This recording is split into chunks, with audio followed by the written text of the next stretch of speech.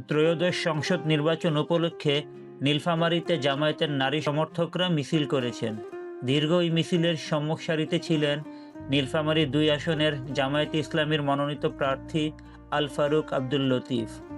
রবিবার ৮ জানুয়ারি দুপুরে নীলফামারী বড়বাজার থেকে নির্বাচনী মিছিলটি শুরু হয়ে জেলা শহরের প্রধান প্রধান সড়ক প্রদক্ষিণ করে সরকারি হাই মাঠে গিয়ে শেষ হয়।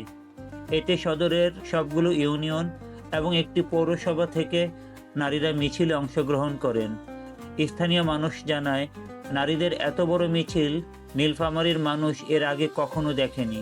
তারা বিভিন্ন স্লোগান দিতে থাকেন। সকাল ৯টা থেকে সদর উপজেলার জামায়াতে ইসলামীর নারী কর্মী ও সমর্থকরা রিকশা, ভ্যান, অটো ও পায়ে হেঁটে জড়ো হতে থাকেন নীলফামারীর বড়বাজার ট্রাফিক মোড়ে। ১ ঘন্টার মধ্যে বড়বাজার, ফায়ার সার্ভিস মোড়, কিচেন মার্কেট সহ আশপাশের পুরো এলাকা কানায় কানায় পূর্ণ হয়।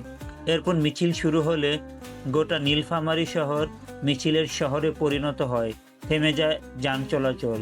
এই সময় উপস্থিত ছিলেন সদর উপজেলা জামায়াতে আমির আবু হানিফা শাহ, শহর জামায়াতের সেক্রেটারি আনিসুর রহমান আজাদ, সহকারী সেক্রেটারি মামুনুর রশিদ পাটোয়ারি প্রমুখ।